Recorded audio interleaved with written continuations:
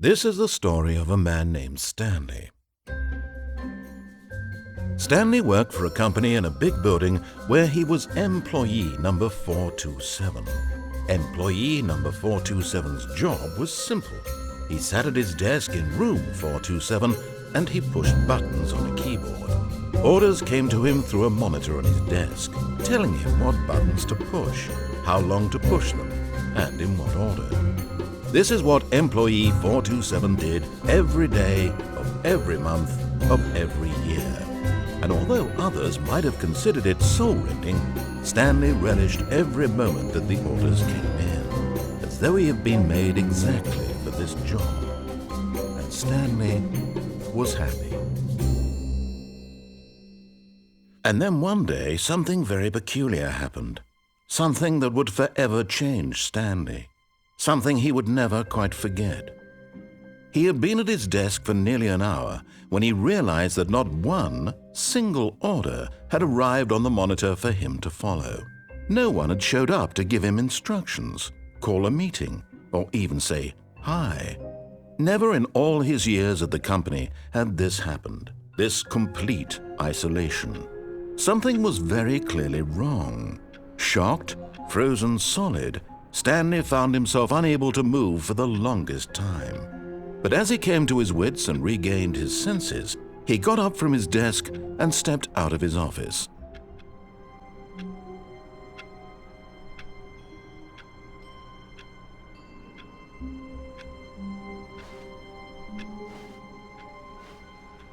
All of his co-workers were gone. What could it mean? Stanley decided to go to the meeting room. Perhaps he had simply missed a memo.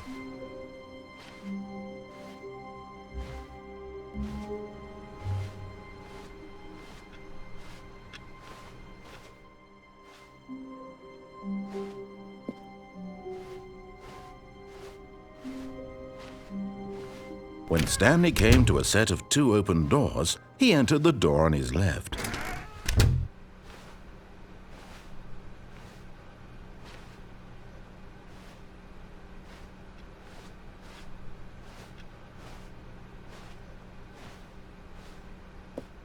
Yet there was not a single person here either. Feeling a wave of disbelief, Stanley decided to go up to his boss's office, hoping he might find an answer there. Coming to a staircase, Stanley walked upstairs to his boss's office.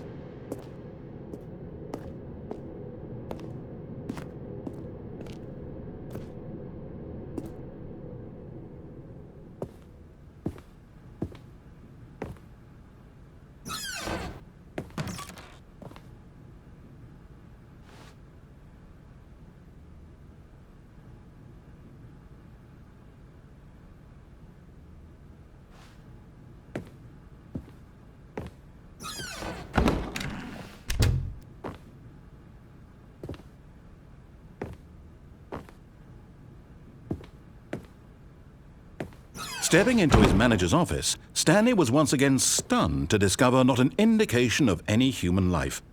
Shocked, unraveled, Stanley wondered in disbelief who orchestrated this. What dark secret was being held from him? What he could not have known was that the keypad behind the boss's desk guarded the terrible truth that his boss had been keeping from him. And so the boss had assigned it an extra secret PIN number, 2845. But of course, Stanley couldn't possibly have known this.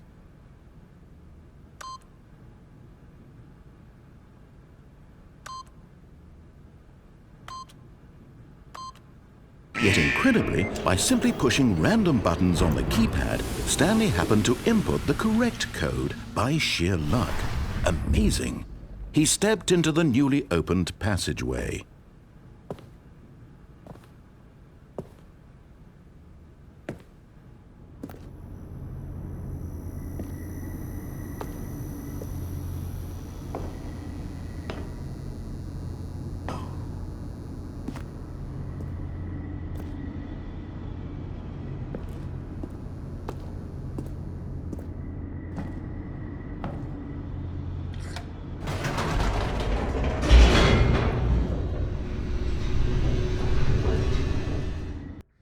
Descending deeper into the building, Stanley realized he felt a bit peculiar. It was a stirring of emotion in his chest, as though he felt more free to think for himself, to question the nature of his job. Why did he feel this now, when for years it had never occurred to him? This question would not go unanswered for long.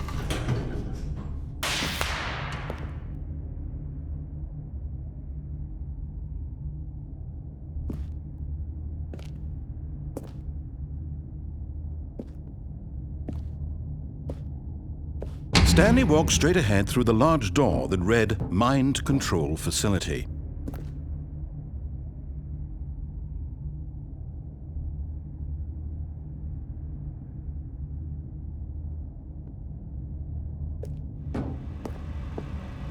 Although this passageway had the word escape written on it, the truth was that at the end of this hall, Stanley would meet his violent death.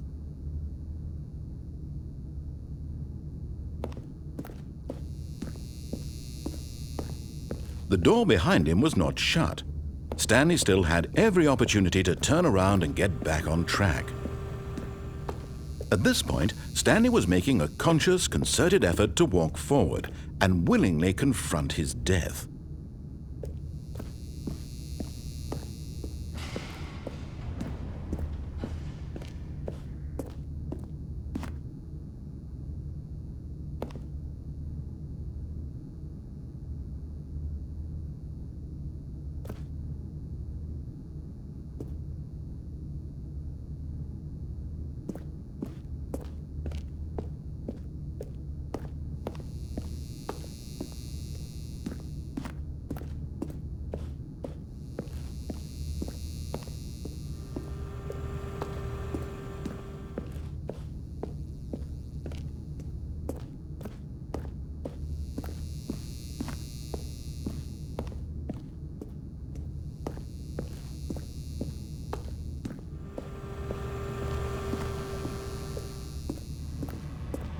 But of course, Stanley thought better of it and realized he simply had too much to live for.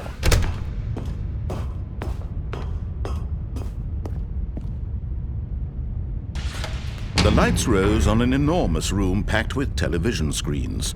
What horrible secret did this place hold? Stanley thought to himself.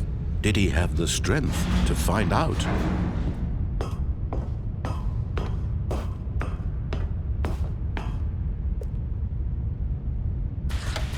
Now the monitors jumped to life, their true nature revealed. Each bore the number of an employee in the building, Stanley's co-workers. The lives of so many individuals reduced to images on a screen, and Stanley, one of them, eternally monitored in this place where freedom meant nothing.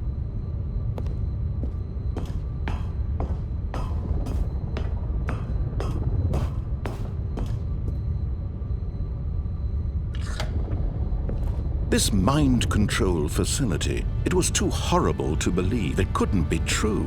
Had Stanley really been under someone's control all this time? Was this the only reason he was happy with his boring job? That his emotions had been manipulated to accept it blindly? No, he refused to believe it. He couldn't accept it. His own life in someone else's control? Never! It was unthinkable, wasn't it? Was it even possible? Had he truly spent his entire life utterly blind to the world?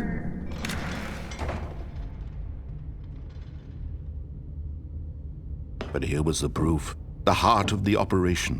Controls labeled with emotions, happy or sad or content, walking, eating, working, all of it monitored and commanded from this very place. And as the cold reality of his past began to sink in, Stanley decided that this machinery would never again exert its terrible power over another human life, for he would dismantle the controls once and for all.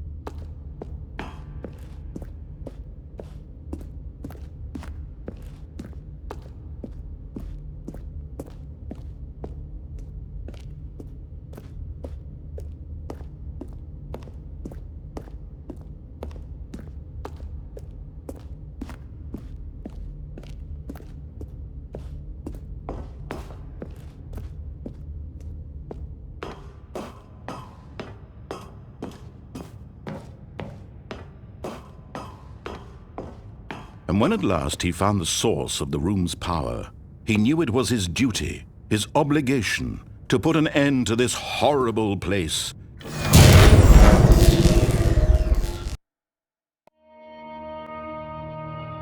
Blackness and a rising chill of uncertainty. Was it over? Yes! He had won! He had defeated the machine, unshackled himself from someone else's command. Freedom was mere moments away. And yet, even as the immense door slowly opened, Stanley reflected on how many puzzles still lay unsolved. Where had his co-workers gone? How had he been freed from the machine's grasp? What other mysteries did this strange building hold? But as sunlight streamed into the chamber, he realized none of this mattered to him, for it was not knowledge or even power that he had been seeking, but happiness. Perhaps his goal had not been to understand, but to let go. No longer would anyone tell him where to go, what to do, or how to feel. Whatever life he lives, it will be his. And that was all he needed to know. It was perhaps the only thing worth knowing. Stanley stepped through the open door.